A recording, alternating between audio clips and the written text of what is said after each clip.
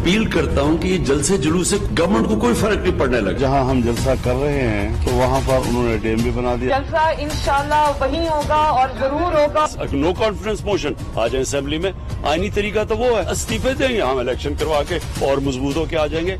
मुझे तो नहीं समझ आती कि ये क्या करेंगे। हम सब निकले हैं इमरान खान और उनके सहूलतकारों को घर भेजने के लिए। फ्यूचर मुस्लिम लीग नून का अस्सलाम वालेकुम नादरीन, आप रूबरू प्रोग्राम देख रहे हैं और मैं हूं आपका मेजबान शौकत पराचा। आज फिर कौमी राब्ता कमेटी के इजलास के बाद वजीर आज़म इमरान खान ने अपील करते हुए कहा कि जलसे जलूसों से हुकूमत नहीं जाएगी, अपोजिशन अपने जलसे मुलतवी करे। दूसरी तरफ मरियम नवाज साहिबा आज भी लाहौर के मुख्तलिफ इलाकों में तकारीर करती रहीं और लोगों को अर्ज करती रहीं कि 13 दिसंबर को आप जरूर मीनार पाकिस्तान आएं ताकि इस हुकूमत से निजात हासिल की जा सके।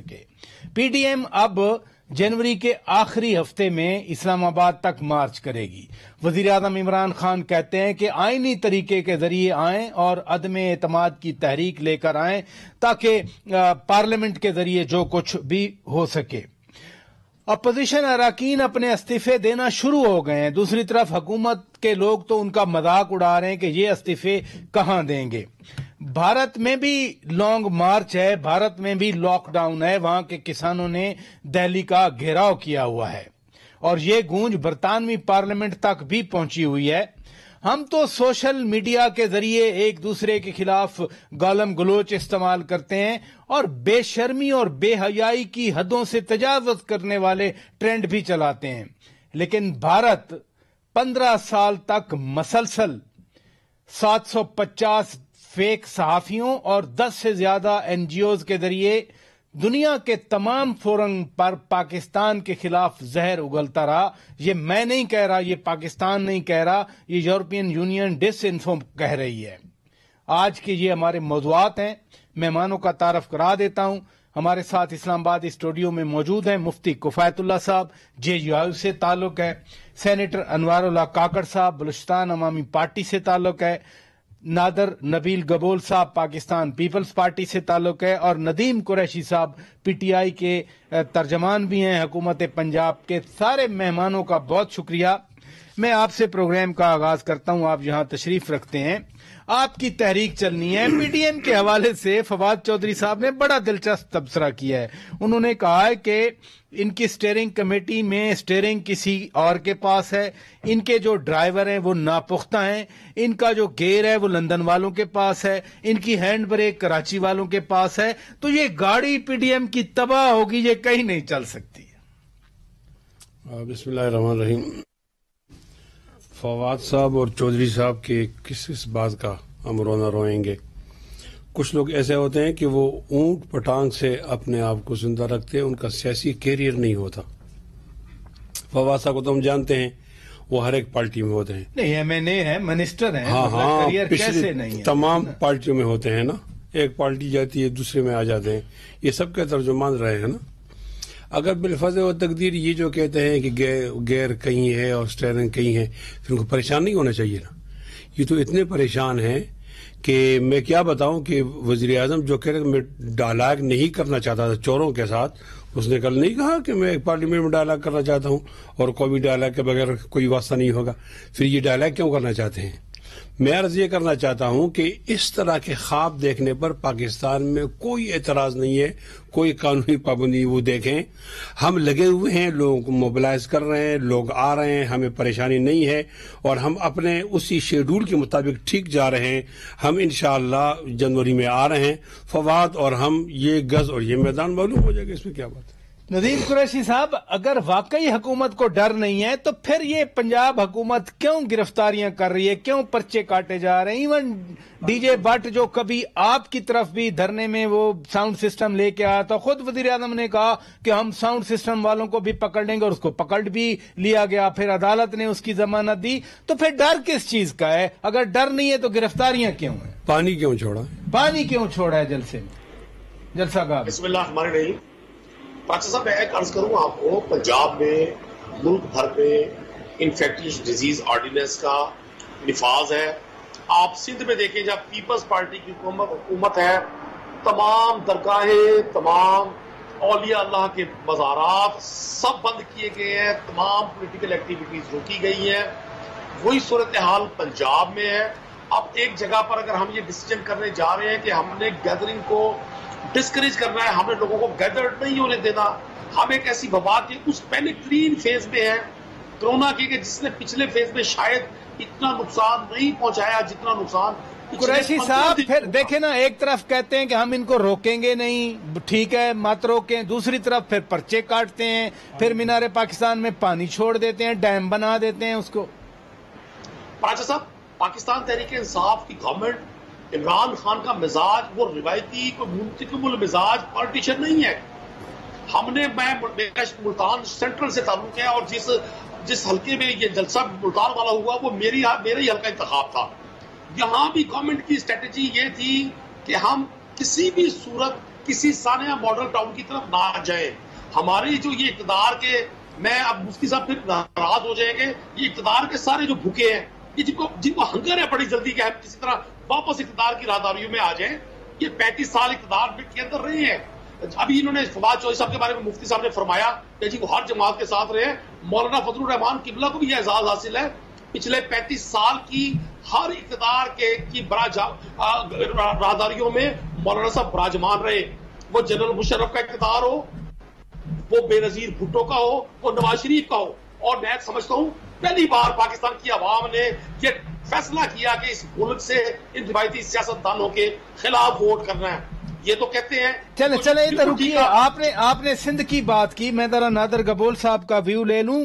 نادر گبول صاحب وہ کہہ رہے ہیں, وہ پی ٹی آئی کی حکومت کے, پنجاب حکومت کے ترجمان ہیں, وہ کہتے ہیں سندھ حکومت نے ایسے ہی اقدامات کیے ہیں, درگاہیں بند ہو گئی ہیں, مارکیٹوں کا ٹائم رکھا ہوا ہے, تو سندھ میں اگر ایک چیز جائز ہے تو پنجاب میں کیوں ناجائز ہے؟ پھر دیکھیں پراچا صاحب, کسی بھی دنیا کے کسی بھی مہذب ڈیموکریٹک سوسائٹی میں عوام کو رائٹ ہوتا ہے کہ اگر عوام پس رہی ہے, تکلیف میں, پریشانی کا شکار ہے, بھوک مر رہی ہے اور ان کو کوئی ہوپ نظر نہیں آ رہا, تو عوام کے پاس پورا اختیار ہے کہ وہ نکلے سڑکوں پہ, اپنا احتجاج کا ریکارڈ پبلک میں لے کر آئے, دنیا کے سامنے بتائے کہ ہمیں قابل قبول نہیں ہے یہ ایک نااہل حکومت, ایک نااہل وزیر اعظم جس نے ہمارا روزگار چھین لیا ہے, ہمارے بچوں سے ان کی 2 وقت کی روٹی چھین لی ہے. اور دیکھیں بالکل مانتے ہیں کہ کورونا ہے ڈینجرس, یہ تو ہم ڈے 1 سے کہہ رہے ہیں. جب یہ وزیر اعظم کہتے تھے کہ صرف ایک معمولی فلو ہے, کچھ بھی نہیں ہے, نزلہ کھانسی زکام ہوگا, سب صحیح ہو جائے گا, تو اس وقت سے ہم یہ باتیں کہہ رہے ہیں. مگر آلریڈی اتنا ڈیمیج ہو چکا ہے پاکستان, ہماری اکانومی اتنی ڈیمیج ہو گئی ہے, ہمارے فورن ریلیشنز, ہماری انٹرنیشنل سٹینڈنگ اتنی خراب ہو چکی ہے دنیا کے سامنے کہ اب عوام کے پاس کوئی چارہ نہیں ہے. ابھی وزیر اعظم آج ہی کہہ رہے تھے کہ ملتان جلسے کے بعد جو ہسپتال ہیں وہ 64% وہاں پر مریض بڑھ گئے, رش بڑھ گیا, 64% ہسپتالوں پہ پریشر آ گیا. تو یہ پشاور کا بتایا نا, وہاں پہ جو آکسیجن شارٹیج کی وجہ سے جو اموات ہوئی ہیں اس کا کون ذمہ دار ہے؟ چلیں پنجاب میں نون لیگ تھی پہلے, سندھ میں پیپلز پارٹی تھی اور ہے, کے پی کے میں تو پچھلا بھی ان کا دور تھا, ابھی بھی ان کا دور ہے, وفاقی حکومت بھی ان کی ہے. ان کا تو ایک وہ تھا مشیر ہیلتھ کے اوپر جو آپ کو پتا ہے بریف کیس لے کے آیا انڈیا میں, ماسک ایکسپورٹ کر کے, اور بڑے خاموشی سے اپنا بریف کیس بند کر کے چلا گیا. تو یہ گورنمنٹ نے پروف کر لیا ہے کہ یہ کمپلیٹلی نااہل ہے کسی بھی پینڈیمک کو مینج کرنا. ادھر رکیے کاکڑ صاحب, آپ تو اتحادی ہیں, پی ٹی آئی کے نہیں ہیں, لیکن حکومت کا حصہ ہیں, مرکز میں بھی, ادھر بھی. یہ لاہور میں جو کچھ ہو رہا ہے, آپ خواہ بدنام ہو رہے ہیں سارے اس اتحاد کی وجہ سے. نہیں, قطعاً ہم بدنام نہیں ہو رہے ہیں پراچا صاحب, بہت شکریہ مجھے موقع دینے کا. دیکھیں سب سے پہلے پینڈیمک کے مس مینجمنٹ جو ہے نا, وہ پی ڈی ایم یہ سمجھ رہی ہے کہ حکومت نے مس مینج کیا ہے. اس کے مقابلے میں WHO اور جو اوباما کے اکنامک ایڈوائزر تھے وہ پاکستان کو ایز اے کیس اسٹڈی کے طور پہ بتا رہے ہیں کہ یہ انہوں نے بڑی بہتر مینجمنٹ کی ہے. مطلب کچھ تو آپ انصاف سے کام لینا. پہلے دن سے پیپلز پارٹی اور جتنے دوست تھے دوسرے, وہ اسٹرکٹ لاک ڈاؤن کی بات کرتے تھے. تفتان میں جو بلوچستان حکومت کا انہوں نے, جس کو پاکستان کا ووہان انہوں نے ڈکلیئر کیا کہ ایک کیمپ سے پورے پاکستان میں کرونا پھیل گیا. اب وہ 5000 زائرین کو جس انداز سے انہوں نے مجرم کے طور پہ پورے پاکستان میں پیش کیا, اب یہ لاکھوں کا یا ہزاروں کا اجتماع کرنا چاہتے ہیں اور ایک ڈینائل کے موڈ میں کہ نہیں کرونا اس سے نہیں پھیلتا. مطلب कुछ तो अपने उसमें गरेबान में आप झांके ना।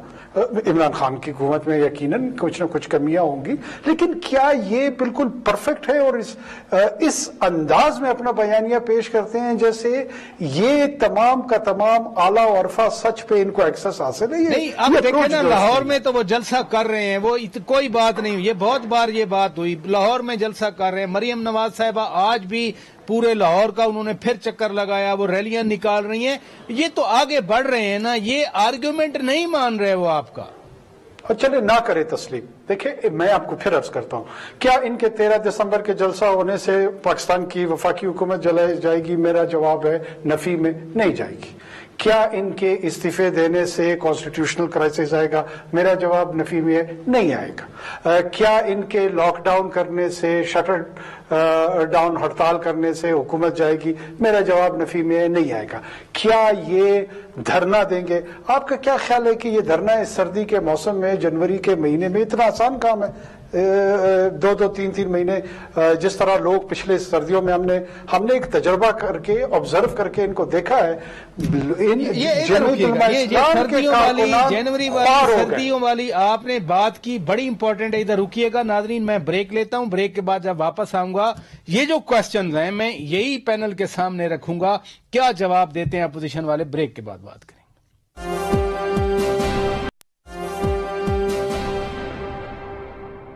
वेलकम बैक नाजरीन, आप रूबरू प्रोग्राम देख रहे हैं। मुफ्ती कफायतुल्लाह साहब, वजीर आजम भी कह रहे थे कि जलसे जुलूसों से हुकूमत नहीं जाने वाली, आप जलसे डिले कर दें। काकड़ साहब भी यही फरमा रहे हैं कि जनवरी में सर्दी होगी, धरने में कैसे लोग इनके साथ बैठेंगे? ये चीजें हैं आपके ज़हन में? इससे पहले मैं जरा नदीम कुरैशी साहब का कर्जा चुकाना चाहता हूँ ना। उन्होंने कहा 35 साल हुकूमत में रहे, तो जरा रिकॉर्ड दुरुस्त कर लें, कहीं और कहेंगे तो लोग हंसेंगे, अच्छा नहीं है। हम 1985 से मौलाना फजल रहमान साहब इन्हें सियासत में तो 9 इलेक्शन हुए हैं।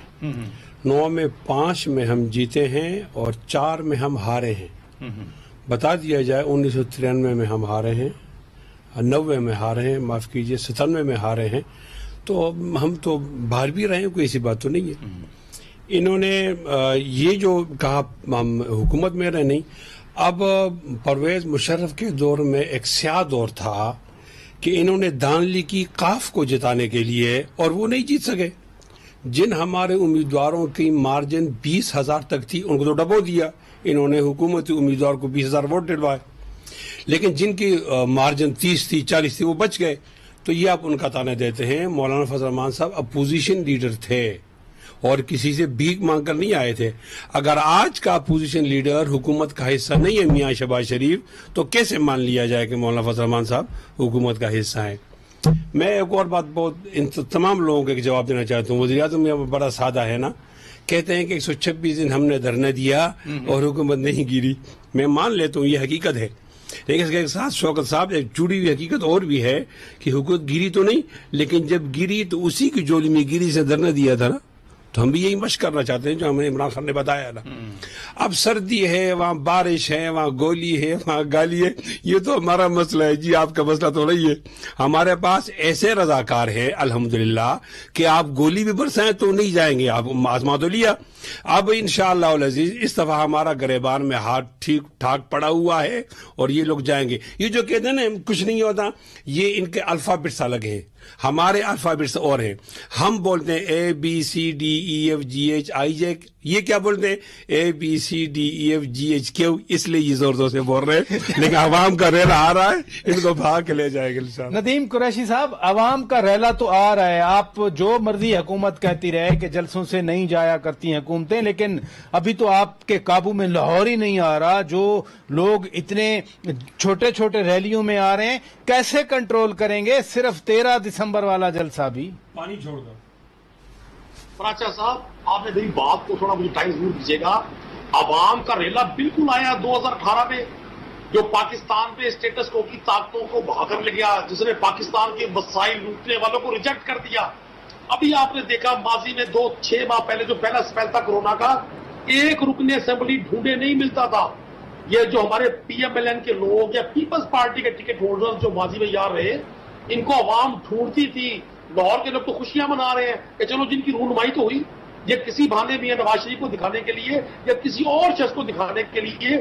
جب عوام بھوک سے مر رہی تھی، ایک عام دکاندار، ایک ریڑھی چلانے والا، رکشا چلانے والا، قریشی صاحب ابھی بھی چینی نہیں مل رہی تھی، ابھی بھی آٹا نہیں مل رہا تھا، پنجاب کی بات کر رہا ہوں، ٹماٹر نہیں مل رہے تھے. سنیں میں پھر عرض کروں گا، یہ پل دو پل کا قصہ نہیں، برسا برس کی بات ہے. حضور جب ایگریکلچر آپ کی ترجیح نہیں ہوگی کبھی بھی ٹماٹر نہیں ملے گا. جس ملک کے کاٹن زون کو تباہ کر کر نواز شریف کے دور میں وہاں شوگر ملیں لگائی گئی، وہ چندی گوٹ ہو، وہ مظفر گڑھ ہو، اور رحیم یار خان ہو، کوئی پوچھنے والا نہیں ہے کہ آپ نے اس ملک کی ٹیکس. اب آپ 72 سال کا یا 40 سال کا حساب 2 سال میں مانگتے ہیں. یہاں کوئی سامری جادوگر کی تو گورنمنٹ نہیں ہے کہ ایک دم جہاں ٹماٹر کی جو پیداوار ہے وہ 300 گنا بڑھ جائے گی. میں آپ کو مفتی صاحب پوچھ رہے ہیں کتنے سال چاہیے آپ کو؟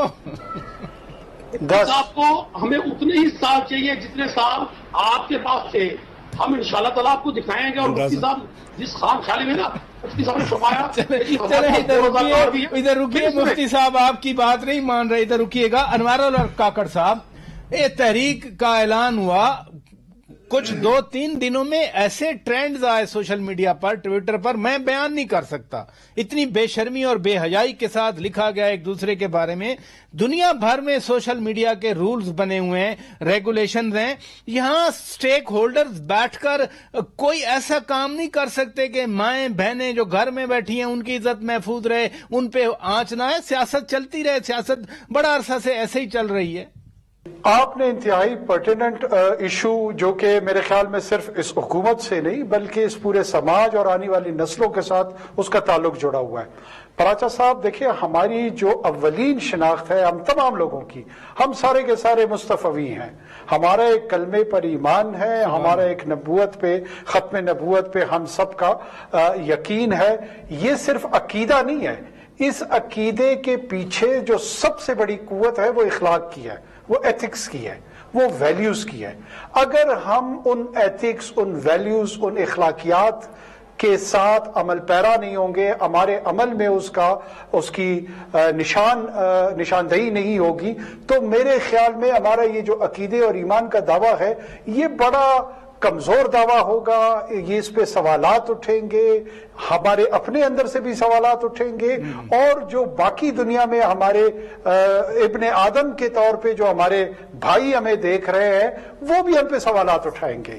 اتنی غلیظ اور بیہودہ قسم کی یہ ٹرینڈ جو سوشل میڈیا پہ اس وقت لوگوں کے نظر سے گزر رہی ہے، میں سمجھتا ہوں یہ بہت ہی الارمنگ کیفیت ہے.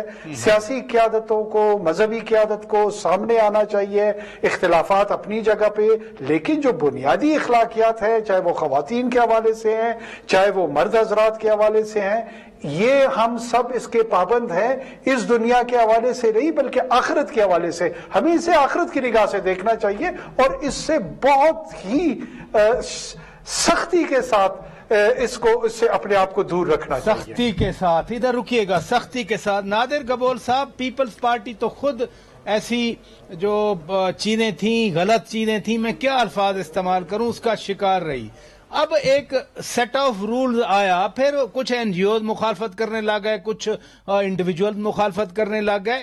کیوں نہیں تمام سٹیک ہولڈرز مل کر کسی نہ کسی چیز پہ تو اتفاق کریں کہ اخلاقیات ہیں، روایات ہیں، شناخت ہے، احترام ہے، بھرم ہے، سب ہمارا اپنا ہی تو ہے. جی بالکل آپ صحیح فرما رہے ہیں. پاکستان پیپلز پارٹی نے حالانکہ آمرت کا سامنا کیا، ڈکٹیٹرشپ کا سامنا کیا، سختیوں کا سامنا کیا، مگر کبھی بھی اخلاقیات کو نہیں چھوڑا، اور ہمیشہ یہی چیز آگے سامنے لے کر آئی کہ احترام، اخلاقیات بہت ضروری ہے کسی بھی مہذب معاشرے میں. اور یہی چیز لے کر بلاول بھٹو زرداری صاحب آگے چلے، جو ان کے اوپر جو بارش کی گئی الٹے سیدھے الزامات کے، آصف زرداری صاحب کے اوپر کتنے سارے کنٹروورسیز کریٹ کیے گئے ان کے پرسنل لائف کے اوپر اور ان کے کافی ساری ایشوز کے اوپر، مگر انہوں نے کبھی بھی جواب غیر اخلاقی طریقے سے نہیں دیا، اور نہ ہی انہوں نے کبھی پروموٹ کیا اپنے کسی ممبر کو، کسی ایم این اے کو یا کسی بھی پارٹی ورکر تک کو بھی حالانکہ بہت ہی چھوٹے چھوٹے قسم کے ایشوز بھی ہوئے ہیں سوشل میڈیا کے اوپر، جس کا مجھے پتا ہے آپ نے سنا بھی نہیں ہوگا. ہمارے ورکرز ہیں، انہوں نے پرسنل ویڈیوز بنائی، ان کو پارٹی سے مطلب ڈس ایسوسیٹ کر دیا گیا، ان کے اوپر سخت ایکشن لیا گیا. اگر کوئی ورکر ہوتا تھا سندھ سے جو کبھی کسی مہاجر کے اوپر کوئی اوٹ پٹانگ بات کرنا یا غیر اخلاقی بات کرنا، تو فوراً اس کو پارٹی سے خارج کر دیا گیا، ایک ایگزامپل سیٹ کرنے کے لیے کہ سیاست کے اندر آپ سیاسی مقابلہ کر سکتے ہیں، سیاسی ڈیبیٹ کر سکتے ہیں، مگر پرسنل نہیں ہو سکتے. اور ابھی جو آپ کو پتا ہے کہ یہ ان کے جو گنڈا پور یا گندا پور بولوں ان کو میں، جو انہوں نے جس طرح کی زبان استعمال کی گلگت بلتستان الیکشن کے دوران، حالانکہ وہ مین اٹیک ان کا نون لیگ کی لیڈرشپ تھی، مگر ہمارے تمام لیڈران نے، اسپیشلی شہری رحمان صاحبہ نے، آپ کو پتا ہے کس طرح سے اس کا سخت جواب دیا اور سمجھایا کہ یہ دیکھیں ایک کسی بھی سوسائٹی میں یہ ایکسیپٹیبل نہیں ہے. اور یہی بتایا کہ اصل میں جو ان کا اپنے جو لیڈر ہیں ان کے عمران خان صاحب نے، جو انہوں نے ایک پریسیڈنٹ سیٹ کیا ہے، وہ اسی کے نقش و قدم پہ چل رہے ہیں. اور یہ میرے کافی سارے دوست ہیں پی ٹی آئی کے اندر، قریشی صاحب اگری کرے نہیں کرے، مگر ان کو میں بعد میں نام بتا دوں گا، جو مانتے ہیں کہ عمران خان صاحب ان لوگوں کو پریفر کرتے ہیں، ان لوگوں کی تعریف کرتے ہیں، ان لوگوں کی داد دیتے ہیں جو کہ سخت الفاظ استعمال کرتے ہیں اور اکارڈنگ ٹو عمران خان صاحب فرنٹ فٹ پہ کھیلتے ہیں. فرنٹ فٹ پہ کھیلتے ہیں. ادھر رکیے گا ناظرین، ٹرینڈز تو ہمارے ہاں جیسے بھی چل رہے ہیں، لیکن باقاعدہ ایک منظم طریقے سے یورپین یونین ڈس انفو نے یہ ساری کہانی ریویل کی ہے کہ کس طرح سے مسلسل 15 سال بھارت پاکستان کے خلاف زہر اگلتا رہا. ہم بریک کے بعد بات کریں گے. ویلکم بیک ناظرین، آپ روبرو پروگرام دیکھ رہے ہیں. سینیٹر انوار اللہ کاکڑ صاحب، بلوچستان میں بھارتی مداخلت کے پہلے بھی ثبوت ملے، کلبھوشن بھی وہاں سے پکڑا گیا. اب یہ ای یو ڈس انفو نے جو کچھ سامنے لائے ہے، وہ کیا کہیں گے آپ؟ یہ بڑی خطرناک بات ہے. ہمارے ہاں مسئلہ یہی ہے، جو پولیٹیکل ڈائسنٹ ہے، جو ہمارا انٹرنل ڈسکورس ہے، اس میں بعض اوقات ہم اپنا بیان ایکسپلین کرتے کرتے ان ایڈورٹنٹلی غیر ارادی طور پر مودی اور ہندوستان کا بھی دفاع شروع کر دیتے ہیں. وہ جو تھن لائن ہے نا، ہم اس کو کراس کرنے کو، اس کو اپریشیٹ نہیں کر رہے ہیں، اس کو ڈفرینشیٹ نہیں کر رہے ہیں. ہمارے ہاں ایک ایسے خطے میں اس وقت ہم رہ رہے ہیں جہاں پہ ابھی آپ نے بتایا کہ دلی میں 5 لاکھ آدمیوں نے جو ہے، جو فارمرز ہیں، پنجابی سکھ فارمرز، انہوں نے دلی کو آؤٹسکرٹس کو بند کیا ہوا ہے. جو ان کی سٹیزنشپ رائٹ کے تحت جو انہوں نے قانون سازی کی تھی، اس نے مسلمان، آسام اور اس آس پاس کے علاقے کے لوگوں کو بہت زیادہ مارجنلائز کر دیا. انہوں نے جس طریقے سے گھر واپسی موومنٹ میں عیسائیوں اور مسلمانوں کو، اسلام اور عیسائیت کو ٹارگٹ کیا، اس سے بہت بڑی ڈائسنٹ کریٹ ہوئی. کشمیر میں 370 کے حوالے سے جو کچھ کیا، یہ کوئی بیانیہ ہمارے انٹرنل ڈومیسٹک پالیٹکس کا حصہ نہیں بنا. ہمارے ہاں ڈومیسٹک پالیٹکس کا حصہ 2018 کا الیکشن، 2013 کا الیکشن، ہم ان چیزوں میں پھنسے رہے جو بہت زیادہ اشرافیہ اور ایلیٹسٹ کا ایشو تھا، جو عام عوام سے اس کا کوئی سروکار نہیں تھا. خطے میں ایک ایسی شوونسٹ اور نازی سرکار جو آر ایس ایس کی صورت میں ہندوتوا کی شکل میں ہم پہ مسلط ہو رہی ہے، پاکستان پہ نہیں، خطے پہ، پورے برِ صغیر پہ، اس کو، اس کی پیش بندی کیسے کرنی ہے، اس کا سامنا کیسے کرنا ہے، اس کا مقابلہ کیسے کرنا ہے، بدقسمتی سے کسی بھی سیاسی جماعت میں میرے خیال میں کوئی آرگنائزڈ گفتگو، کوئی ڈسکورس شاید جنریٹ نہیں ہو رہا. ابھی ہم ایک دوسرے کے ساتھ الزام تراشی، پوائنٹ سکورنگ، ہمارا گورننس اور ویژن جو ہے نا، وہ اسی سے شروع ہو کے اسی پہ ختم ہوتا ہے. یہی تو سارا مسئلہ ہے کاکڑ صاحب، یہی تو سارا مسئلہ. ادھر رکیے گا نادر قبول صاحب. 750 فیک صحافی، 10 جعلی این جی اوز، پھر وہ اقوام متحدہ بھی پہنچ گئے، وہ جناب ادھر سے سلامتی کونسل تک پہنچ گئے، یورپین یونین کے پارلیمنٹیرین تک پہنچ گئے، کچھ جو جلاوطن بلوچ رہنما ہیں وہ بھی یورپین یونین پارلیمنٹ میں جاتے رہے. سارا کچھ پاکستان کے خلاف ہوتا رہا پورا 15 سال. جی بالکل، آپ نے صحیح فرمایا. دیکھیں، میں خود نیو یارک میں، میں نے یو این کا حصہ رہا ہوں. میں نے تقریباً 4 4.5 साल वहां पे काम किया, तो मैंने बड़े करीब होके मैंने देखा कि किस तरह इंडिया की लॉबी बहुत ज्यादा स्ट्रांग है, ना सिर्फ अमेरिका और यूएन में बल्कि यूके में भी, स्विट्जरलैंड जिनीवा में भी पाकिस्तान बहुत पीछे रह गया। और स्पेशली इमरान खान साहब जब आए थे, उन्होंने पहला स्पीच किया था अपना यूएन में, तो खुद अपनी तारीफें, जो उनका एक टिपिकल स्टाइल है कि मैं ही हर चीज हूँ, और अपना जो सोशल मीडिया टीम है उसको छोड़ दिया था कि तारीफें करें इमरान खान साहब के। मगर देखिए रिजल्ट क्या मिला हमें, हम बहुत ज्यादा एलिनेट हो गए, इंडिया बहुत ज्यादा स्ट्रांग हो गया इस वक्त ग्लोबल स्टेज के ऊपर, चाहे इंडिया अमेरिका रिलेशंस हो, चाहे इंडिया यूएई रिलेशंस, जो हमारे जो कन्वेंशनल हमारे जो साथी थे यूएई, सऊदी अरब जैसा, वो इंडिया की तरफ टिल्ट कर रहे हैं। इजराइल बहुत ज्यादा अब इन्वॉल्व हो गया है, वो इंडिया को मुझे एक मौका कर रहा है, and we have a lack of foreign policy right now. Shah Mahmood Qureshi साहब ने पहले तो बड़ा इशू बनाया था हमारे दौरे हुकूमत में जब उनको हमने फारिग किया था इस वजारत से, मगर अभी उन्होंने क्या परफॉर्मेंस दी है इसके ऊपर। सिर्फ और सिर्फ ये लोग अपनी सेल्फ प्रमोशन में, अपनी मार्केटिंग में लगे रहे हैं। और लेकिन नादिर गफूर साहब, बात यह है कि पाकिस्तान ने कश्मीर पे सेंसिटाइज तो किया है, इसी हुकूमत ने किया है। यानी बरतानिया के वजीर आजम बोरिस जॉनसन से बरतानिया के वजीर आजम से जब ये सवाल पूछा गया कि भारत में सिख हैं, फार्मर्स हैं, सड़कों पे हैं, तो वो उनको समझ नहीं आई, वो पाकिस्तान और भारत का मसला करार दे रहे थे। जरा सुनाएं जी। मुफ्ती साहब, आप भी अपोजिशन से हैं। अपोजिशन कहती है, मौलाना फजलुर रहमान कहते हैं कश्मीर बेच दिया, कश्मीर छोड़ दिया। अगर इतना मसला उभारा है इसी हुकूमत ने कि भारत के अंदर वाले मामले को भी बरतानवी वजीर आजम बोरिस जॉनसन कह रहे हैं कि ये पाकिस्तान और भारत का मसला है, तो ये तो कश्मीर उजागर हुआ है ना दुनिया में। नहीं, मेरी राय तो ये है ना कि आपको रिजल्ट क्या मिला है।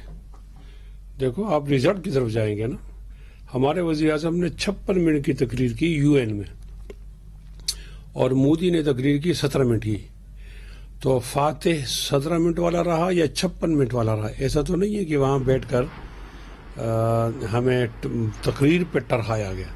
देखें, ये सियासत से बालातर भी कुछ चीज़ें होती हैं। हमारे वज़ीर आज़म इमरान खान वज़ीर आज़म बनने से पहले भी सीरियस नहीं थे। उनकी 19 वीडियोज़ हैं अपने इदारों के खिलाफ, 19 या 21 मैं भूलता हूँ।